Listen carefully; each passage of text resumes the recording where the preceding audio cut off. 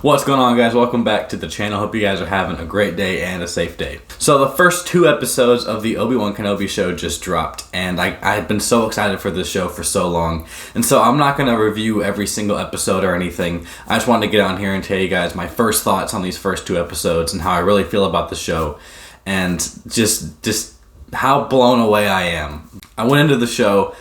It could have been bad. It could have been mediocre. They could have stuck some of their, goofiness on there like Disney does every now and then. I haven't been the biggest fan of a lot of the Marvel shows that have come out. I thought WandaVision and Loki were good, but some of the rest of them kind of let me down. I've been disappointed by them. But within the past few years, all the Star Wars content has been incredible. I've The Mandalorian, season 1 and 2, incredible. Book of Boba Fett, pretty mediocre, but has some really incredible moments. And so I went into Obi-Wan. I didn't want my expectations to be too high. I didn't want what I wanted to wreck or to influence how I saw the show. I wanted the show to be presented to me the way that they wanted to present the show to me, right? I wanted to see what they wanted to give me. But I also was super excited to see this. I was super excited to see Ewan McGregor back as Obi-Wan Kenobi. Hayden Christensen back as Darth Vader. That's awesome. We're getting the Grand Inquisitor, and we're getting to see some other Inquisitors. We're also getting to see, young Luke and Uncle Owen and, all these returning characters. So I was really, really excited. So it was really hard for my expectations not to be really high. And I'm so happy to say that the show has fully blown me away. There are going to be a couple of minor spoilers if you want to skip ahead. But like I said, I'm not going to do a lot of spoilers here, and I'm not going to go episode for episode. These are just my opening thoughts, and I'm going to review the entire season once it's out, but I just got to talk about this. I love the tone of the show, how it's very obvious that Obi-Wan is just broken after what happened in Revenge of the Sith. Getting to see his mental state and how he obviously has PTSD from what happened, and he's having nightmares about it, and he's very quiet and reclusive, and he hasn't given up on the Force and on the Jedi because he knows he still has to train Luke once Luke's of age. He in his day-to-day life doesn't use his Jedi training or anything. He's not progressing in the ways of the Force. He does reach out to Qui-Gon a couple of times, but Qui-Gon doesn't answer. I really hope that Qui-Gon will show up later in the show, but who knows? I'm a huge Qui-Gon fan, so that'd be really, really awesome, but who knows? And then, of course, getting to just see his mentality play its way throughout everyday life. He does the same thing every day. He lives a very simple life. He, works at like a meat cutting factory.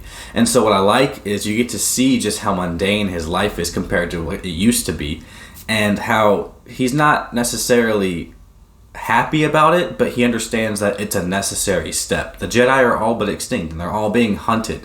And he understands that if he gives away his position, not only is he in danger, but he's endangering Luke. And his main mission right now is to look over Luke. And you really get that impression that even though Obi-Wan's super unhappy, he's still focused on the mission at hand. What I love about the show is that it's taken some twists and turns early on by including some other characters that I'm not going to spoil for you. And it includes some other characters that I didn't expect to be in the show at all. And they're like very pivotal key characters in this series. And I'm like, well, that's awesome. Like, this is taking turns that I didn't think it was going to go down, but I love it.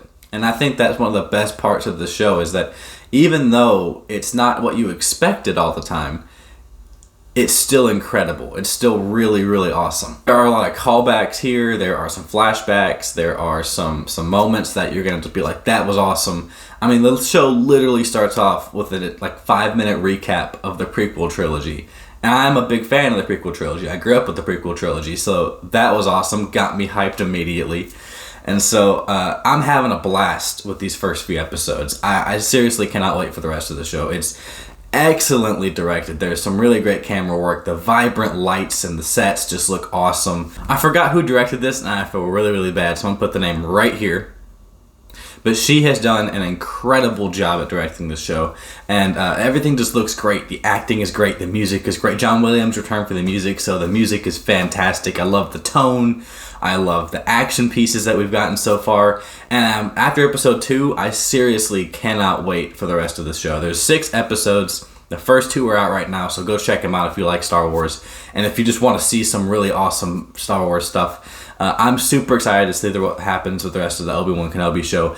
And so far, I've been so blown away by it. I seriously cannot wait to finish this, and I really recommend it for people. I'm not going to review every episode, so I'm not going to give this one a score yet, but I'm going to say I was blown away.